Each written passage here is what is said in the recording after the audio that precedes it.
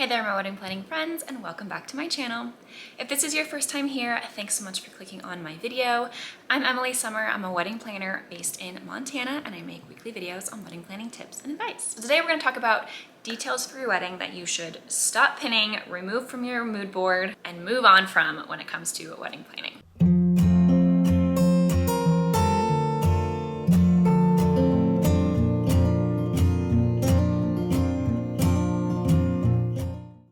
Before I dive into this list, if there's anything on here, any of these details that you want to have at your wedding, by all means do so. This is your day, you can do whatever you want. This video is pretty much for anyone curious on details or trends that are kind of on their way out and want to stay a little bit more up to date with wedding trends. Like I said, if that doesn't speak to you, you do whatever your heart desires for your wedding day.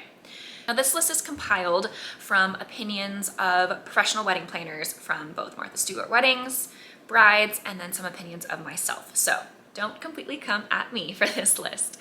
Number one is get rid of having favors for the sake of favors. If you are looking for ideas for guest favors just so that you can check that item off of your list, just lose it altogether. Favors are something that we have been seeing minimize and kind of go away for quite a while now. And unless it's something that is meaningful to you guys or you guys as a couple, if you're doing a destination wedding and it's something meaningful for your guests or something that they can use, you don't need to have favors at your wedding. Just lose it altogether if you have no idea what to have for guest favors. Number two is a traditional guest book. It is rare that I see just a plain old actual guest book that couples will have their guests sign and write a little note and have their name, and that's it. We are moving away from that quite a bit, so if you like that idea and you want to have a traditional guest book for the sake of keeping tradition, by all means, have that. Some other ideas are to have a guest book that is something that you can use after your wedding. So we are seeing a lot of couples choose some kind of guest book alternative that will be something that they can display in their home after the wedding. So some kind of piece of art that guests will sign, or a photograph or something like that that can be utilized after the wedding day. Another popular guest book alternative that has popped up on the scene the last couple of years is a voice note. So there are these phones that you can rent, and basically they're really cool. They look like old traditional corded phones that you can pick up and leave a voice note for the couple. So it's a little bit more personalized, get a little bit more sense of kind of personality from the guests that are leaving these voice notes for you. And then you send the phone back, and then they send you an audio recording compilation of all of the notes your guests left you. A Polaroid guest book is another thing that we're seeing a lot of, where it's kind of just a spin on the traditional guest book, where you still have a physical guest book, but rather than guests just writing their name or a little note, they take a picture of themselves and put it in. That way, if you're ever looking back through your guest book, you not only see the name, you can see a photo of them and maybe remember who they are if there's somebody that you haven't kept very well in touch with. But also it's kind of fun to see everybody on your wedding day as well. Number three is a sparkler send-off. I have talked about this a little bit before. Sparkler send-offs have made really great photos over the years. It's something that has been tremendously popular in the last few years. However, if you talk to probably pretty much any wedding planner, our honest opinion is to get rid of it. So we are definitely seeing a little bit less of the sparkler send-off at the end of the night, and I'm sorry if that's something that you're super excited for. Like I said, continue to do it if that is heavy on your heart. But many planners are fielding couples away from a sparkler send-off.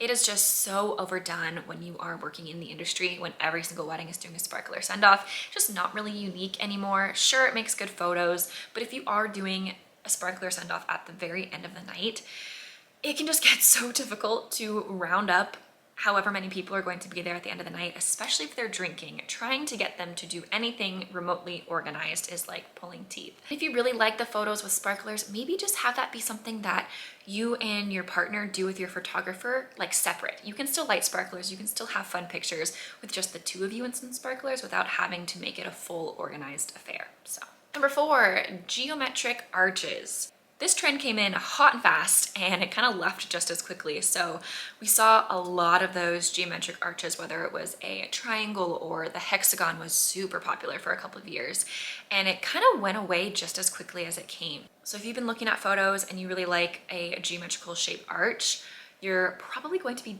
dating yourself a little bit if you do plan on having this at your wedding. So if that's something that bothers you, if you are wanting to kind of stay on trend, stay away from geometrical arches, they had their moment and now they're gone. If you want something that's going to be a little bit less traditional and unique, and that's what draws you to the more of the geometrical shaped arch, try something that is getting rid of the arch altogether and do something unique with your florals, whether that's ground florals or having just completely freestanding florals, so not attached to an actual arch fixture, but kind of creating an arch from your florals alone. This is a great way to kind of have a little bit more uniqueness to your ceremony site without having this geometrical arch. Number 5, overloading on signage. I feel like for a while there, it was like signs everywhere, and that was a huge part of the decor. It was like sign for welcome sign for at your ceremony site, sign for every little piece of your wedding. And while you want to have signage that is necessary, so telling guests where to go, a seating chart sign obviously is necessary,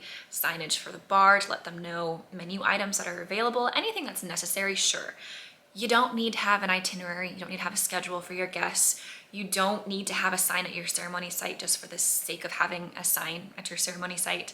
I feel like there's so much effort placed on the signage, and that's money spent, that's decor utilized, that's extra pieces that you need to coordinate and get rid of at the end of the night. So only have signage where you absolutely need it. Only put a lot of money and effort into the signage that's going to be utilized throughout the night. So if you have a welcome sign that's going to be in one place where your guests are just going to be arriving and then no one's going to see it for the rest of the night, maybe don't put too much effort into that. Like, don't spend so much money on florals for that welcome sign. Or if you do want to, move the sign to a more central location. It doesn't have to be the first thing your guests see when they walk into your reception space or your ceremony space. Move it to a place that's going to be seen and utilized by your guests a lot more. And maybe this is something that you have it in a spot to start out and you're able to move it to a more central location later on. That way you're still utilizing it as a decor piece if you're spending a lot of money on it. Number 6, artificial hedges and or champagne wall. So a lot of times this was combined.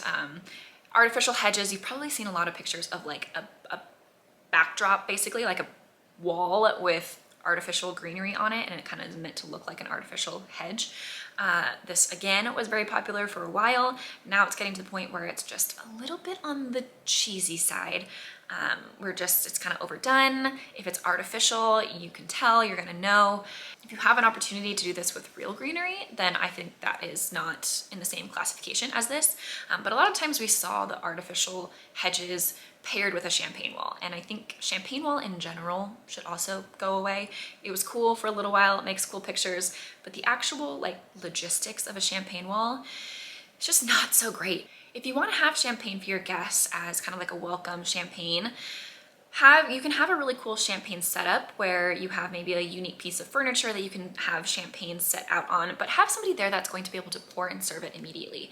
On a champagne wall, usually it's like in between the ceremony and reception time. It's kind of hard to predict exactly when your guests are going to come over and take the champagne off the wall, as far as having it chilled properly and knowing how long it's going to be sitting on the wall, because it takes some time to set that up. So you're going to have to do that ahead of time.